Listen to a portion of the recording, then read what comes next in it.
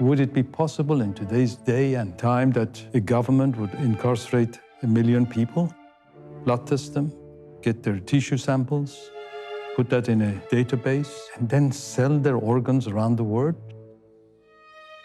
Would it be possible that professional doctors would commit such atrocity to extract organs from a live body? Because it's such a huge and unbelievable crime, it's impossible to accept it at the first sight.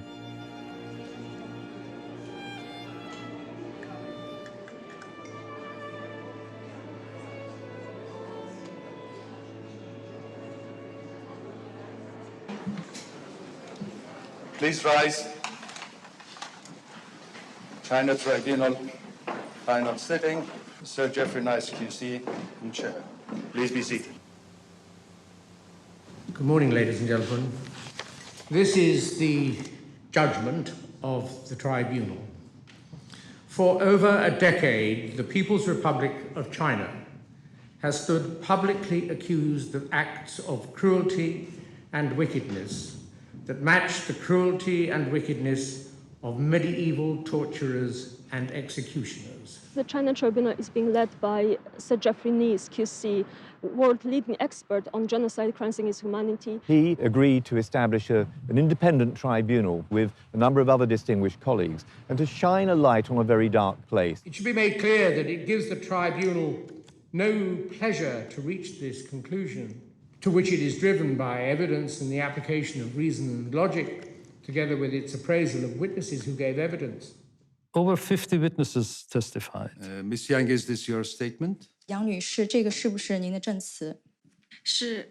Yes. Are you going to give your evidence in English or in Chinese? 我说中文吧。 In Chinese. Ask you to remember that it is very important to tell the truth, the whole truth, and nothing but the truth. 28 were fact witnesses, and the rest were experts and investigators. The reading materials that was given to the tribunal went into thousands of pages. If you look at page 133... This is the first tribunal where there's been a documentation process for the actions of the Chinese state. There is no international court that could look into the evidence, could identify those responsible. The People's Tribunal is filling this gap. People's Tribunal are set up to investigate, in particular, the massive crimes that committed by states or state organs, which are not, for one reason or another, handled by either United Nations or other international bodies who could have handled it. The conclusion shows that very many people have died indescribably hideous deaths for no reason, that more may suffer in similar ways, and that all of us live on a planet where extreme wickedness may be found in the power of those, for the time being, running a country with one of the oldest civilizations known to modern man, which ideally we should be able to respect and from which we should be able to learn. It's very sad that those who constantly supported China and justified its actions did nothing. Transplantation Society and other groups also tried to ignore the matter, what the tribunal has now termed as willful blindness. The PRC has done little to challenge the accusations, except to say that they were politically motivated lies. And governments around the world and international organizations, all required to protect the rights of mankind, have expressed doubt as to the accusation, thereby justifying their doing nothing to save those who were in due course, it is said, to be killed to order. So many people are unnecessarily afraid of China and kowtow to China, and so few people are prepared to speak up boldly. You look at the UN, they target certain countries. China seems to always get off. The Chinese government were given the opportunity at every stage to appear as witnesses, and they failed to produce evidence or witnesses. China has taken much more aggressive, assertive actions to prevent any information being known about, and that's an escalating trend. What this tribunal did is said not only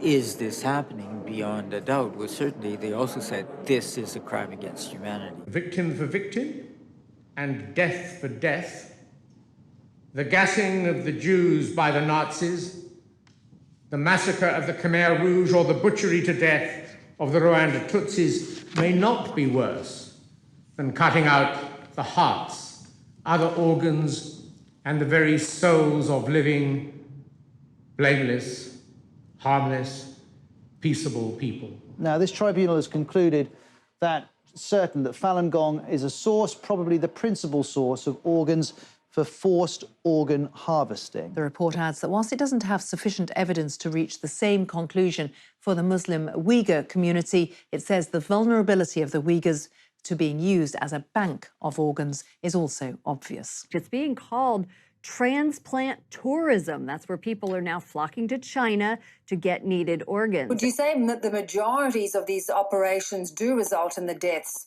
of people? They all result in the death of people. Like, for example, we all know about somebody going and buying a kidney in a back street somewhere in a poor country.